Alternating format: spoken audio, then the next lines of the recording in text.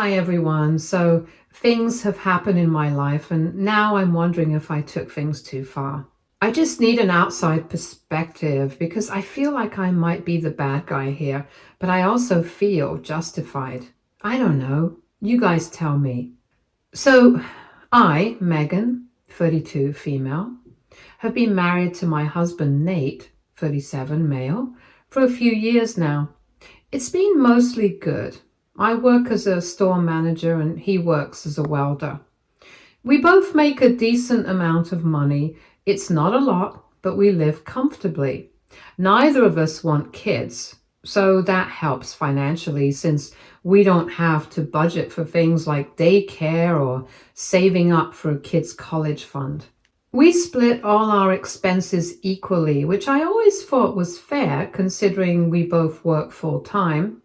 Now, here's where things start getting tricky. Nate was married before to a woman named Clara, 36, female. From what I understand, their relationship just kind of fizzled out. Nothing dramatic, no cheating, no big fights, just one of those cases where they got married young and then realized they weren't really right for each other. They ended things after 2 years. After the divorce, Nate was required to pay Clara alimony for a few years. This was all before I even met him, but he told me about it early on in our relationship.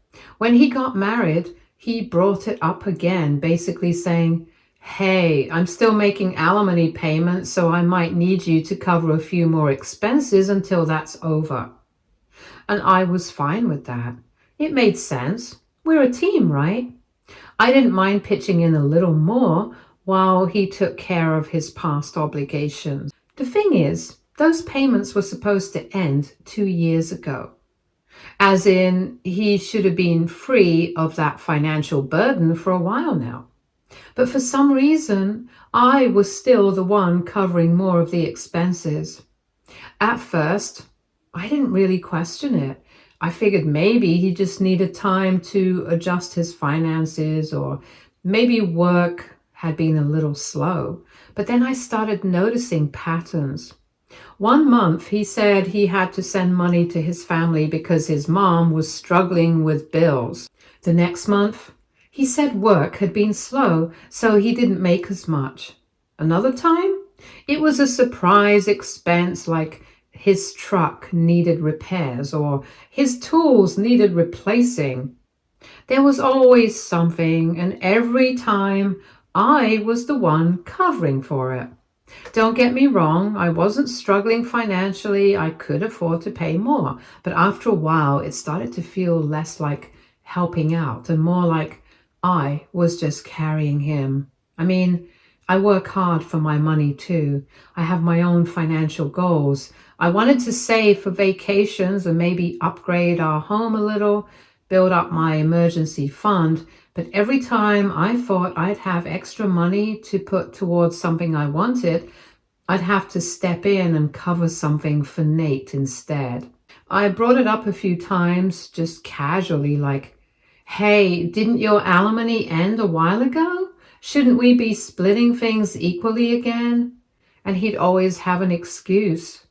He wasn't trying to be sneaky about it, but he always had some reason why he just needed a little more time to get back on track financially. At first, I believed him. I mean, I loved the guy. I trusted that he wasn't taking advantage of me.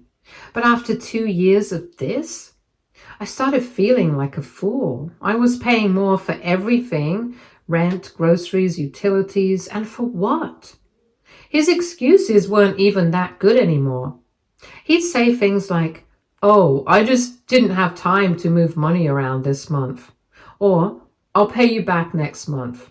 But next month would come and it would be the same story all over again. This was until I found out from his bank statements that he was still giving Clara monthly alimony payments even though their divorce settlement ended 2 years ago. At first, I thought I must have read it wrong. I stared at the statements thinking maybe there was some mistake or maybe I was missing something. But nope, it was clear as day. I saw regular payments going from his account to hers. It wasn't a one-time thing. It was every single month, like clockwork. I felt sick. I had been paying extra for so many things, thinking he was struggling or just getting back on his feet after years of alimony. I had never even questioned it that much. I just assumed we were in this together, and if he needed help for a while, I could step up. But now I was looking at proof that he had been lying to me this whole time. I confronted him as soon as he got home. I didn't even try to ease into it. I just asked him straight up, "Why are you still sending Clara money?" He looked at me completely caught off guard. He didn't even try to deny it, which honestly would have been worse. Instead, he just sighed and said, "Because I feel bad for her." I was floored. "What do you mean you feel bad for her?" That's when he told me that Clara was struggling financially. She had lost her job a while back and hadn't been able to find another one. She was, according to him, having a hard time making ends meet, and he felt guilty about how her life had turned out. I just stared at him. I was waiting for the part where he'd tell me that this was temporary or that he had planned on telling me eventually, but that never came. He just looked at me like I was supposed to understand. I asked him, "What does this have to do with you? You guys got divorced years ago. You paid your alimony. You don't owe her anything." And you know what he said? "It's my money. I can do what I want with it." That honestly made me furious. Not even because of the money itself, but because of how he was talking to me. It didn't feel like I was his wife. It felt like I was some random person he was sharing an apartment with, like we were just two people splitting rent and minding our own business. No discussion, no consideration, just, "It's my money and I'll do what I want." I told him that Clara was a grown woman, a 36-year-old adult. She had plenty of time to figure out her life.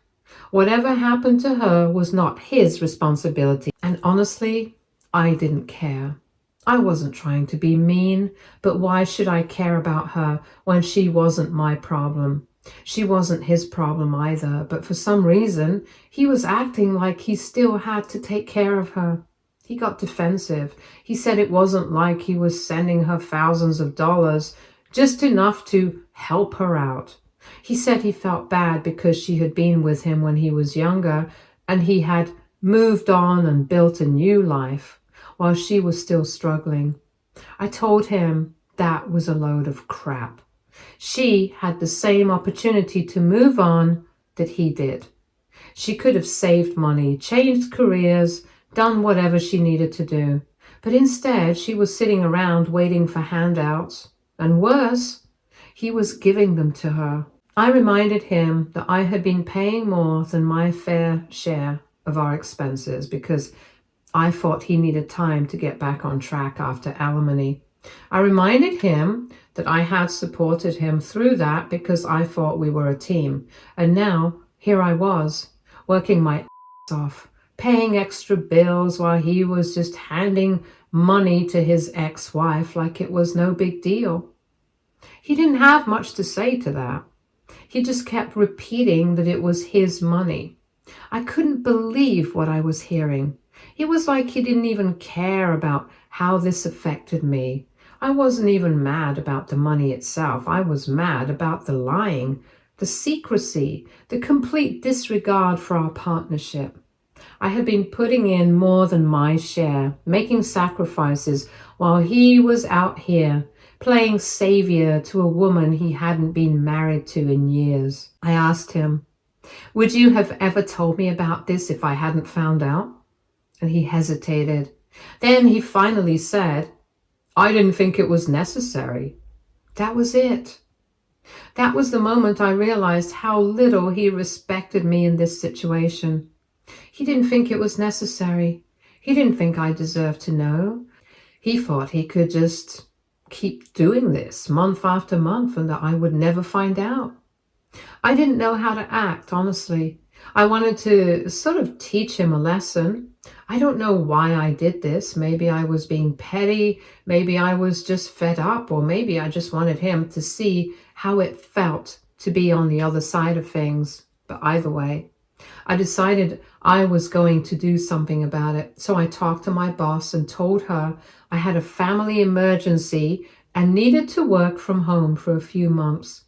She was really understanding about it, thankfully. She agreed, no questions asked, and this was about 2 months ago. When I got home, I told Nate that I had been let go of. I didn't make a big dramatic scene about it or anything, just casually dropped it into conversation. I told him that I had been laid off and that my last paycheck had already been processed, that I'd be looking for jobs, but for the time being, I didn't have any income. He was actually really sweet at first. He hugged me, told me everything would be okay, and said that I was smart and hardworking and would find a new job in no time. He even offered to help me look for openings. That part honestly made me feel a little guilty, but I reminded myself that this was a man who had been lying to me for 2 years, a man who had let me pick up all the extra expenses while he funneled money to his ex-wife. A man who told me, "It's my money, I can do what I want." So I stuck to the plan. I stayed home, worked in secret, and told him I was job hunting. Then, after about 2 weeks, I started asking him for money for the bills around the house. These were bills I usually paid for, things like groceries, internet, utilities, my car insurance. At first, he didn't say much. He just handed me the money and said, "We'll get through this together." But then, after a few more weeks, he started getting a little frustrated. I guess it was starting to add up for him. He started asking me things like, "Do you really need all this money?" Or, "Are you sure you can't cover at least some of it from your savings?" And that's when I told him that actually, a few months ago, I had to help my mom out with something, that I had dipped into my savings to take care of her. He was shocked. His face changed immediately. His whole attitude shifted. "Why didn't you discuss this with me?" he asked, like he was personally offended. And oh my God, I wanted so badly to say, "It's my money. I can do what I want with it." I wanted to throw those words right back in his face. I wanted him to hear them and realize just how messed up it sounded. But I was playing the long game, so I just shrugged and said, "It all happened so quickly that I didn't get a chance to discuss it with you." His reaction was priceless. He was so annoyed. He kept asking questions like, "How much did you give her?" And "Why didn't you tell me sooner? What if we had an emergency?" And I just kept playing dumb, acting like it wasn't a big deal, just like he did when I asked him why he was giving Clara money. He was clearly bothered by it, but he didn't push too hard at first. He still had a bit of that supportive husband act going on, telling me we'd be okay, that he'd cover things for a little while. But as the weeks went on, I could tell it was starting to get to him. Suddenly, he was the one feeling the weight of all the expenses. He was the one watching his account balance go down every month. He was the one having to sacrifice things. After a few days passed, I decided to take things a step further. I wasn't sure why I felt so strongly about proving my point, but something about the whole situation made my blood boil. I guess I wanted him to feel just a fraction of what I had been feeling for years, so I asked him for money. Not for bills or necessities, but for my own personal expenses. And this was something I had never done before. I had always been independent, always covered my own things without asking for a dime. Even when I was paying more than my fair share of the household expenses, I still made sure to take care of myself. I kept it small at first, just enough for little personal things, but then I asked for more, telling him that since I wasn't working, I needed support. If he was willing to send money to his ex-wife, surely he wouldn't mind helping his actual wife, right? Well, that's when the cracks really started to show. He completely lost it. He started going on and on about how I needed to get a job, how I was turning into someone lazy and irresponsible. He told me I couldn't just sit around doing nothing and expecting him to take care of me. He never saw Clara as lazy. He never told her to get a job. He never questioned why a 36-year-old woman couldn't support herself. He just handed over the money without thinking twice. But me, his wife? The person who had been carrying most of the financial weight in our relationship for years? The second I was jobless, I became a burden. I asked him why it was different, why it was okay for him to support his ex-wife, but not his current wife. He got defensive, saying it wasn't the same thing, that Clara had no choice, but I did, that he was just helping someone who needed it. And that's when I snapped. I told him that it was a good thing I never actually quit my job, because clearly he had no problem watching me struggle while he continued playing savior for his ex-wife.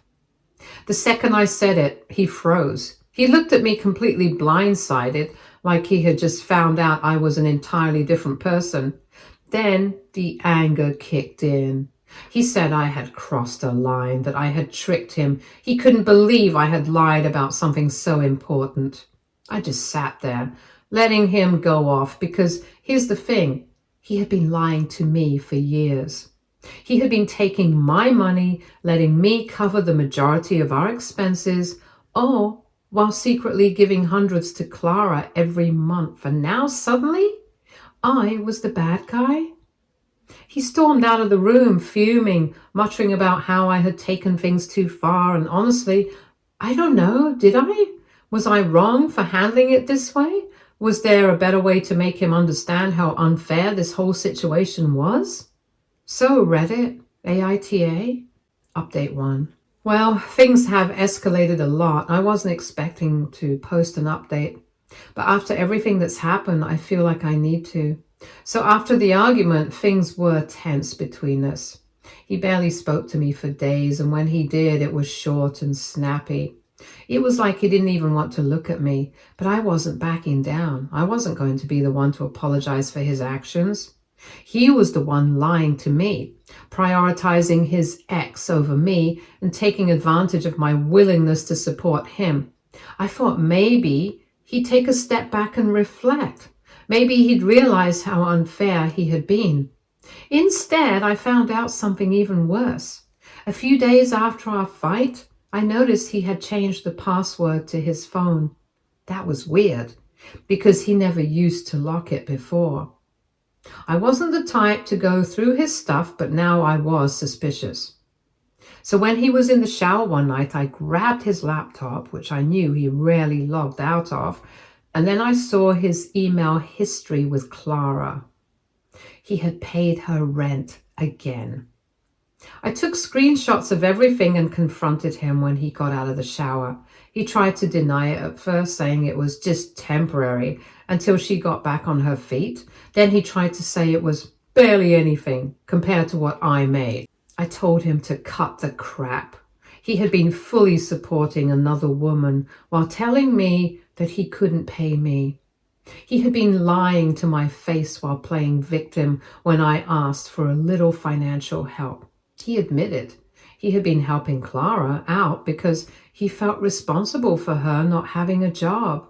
Apparently, during their marriage, she had wanted to go back to school, but he had discouraged it, saying they couldn't afford it at the time. After their divorce, she struggled to find stable work because she didn't have a degree, so now he was making up for it. I just stood there staring at him. I couldn't believe what I was hearing. He had no problem watching me struggle, but for Clara, he was bending over backwards because of guilt. I asked him if he still had feelings for her, and he immediately denied it, saying it wasn't like that. He just wanted to do the right thing. I told him the right thing would have been not lying to me for years. I packed a bag that night and went to stay with my sister.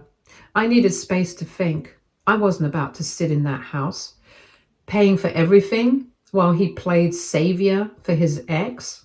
The next day, he blew up my phone with messages saying I was overreacting, that we could talk this out. Then he went back to being angry, saying I was the one who started this by tricking him.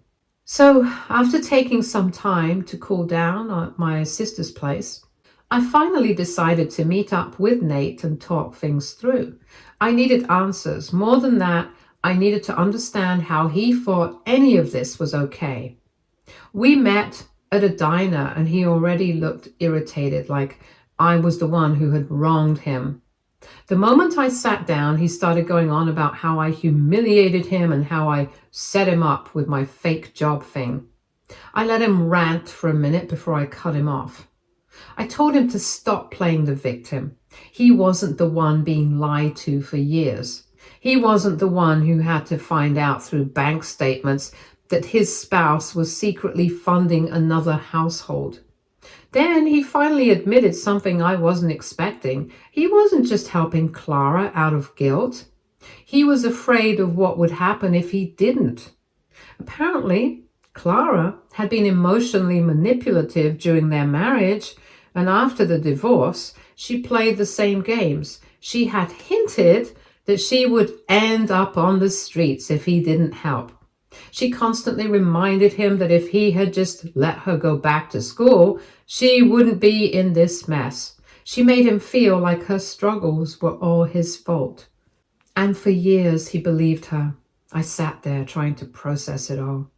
It didn't excuse what he did to me, but for the first time, I could see how deep he was in this mess. I asked him why he didn't tell me. Why didn't he trust me enough to talk about it instead of lying? He looked down at the table and muttered, "Because I knew you'd tell me to stop." I told him that I needed time to figure out if this marriage was even salvageable, and honestly, I'm not sure it is. I want a partner, not someone who makes huge financial decisions behind my back. Not someone who puts another woman's well-being before mine. Not someone who only stops doing the wrong thing when they get caught. So for now, I'm staying with my sister. I've started looking into separating our finances, and I'm slowly coming to terms with the fact that maybe this marriage wasn't built on the kind of trust I thought it was. Update 2. Hey everyone, I didn't expect to come back with another update so soon, but a lot has happened. I took some time to think after my last post, and I appreciate all the advice and support. I wanted to give you all an update on where things stand now, so after I told Nate I wasn't coming home, he took it hard. At first, he was defensive, but over the next few days, his tone completely changed.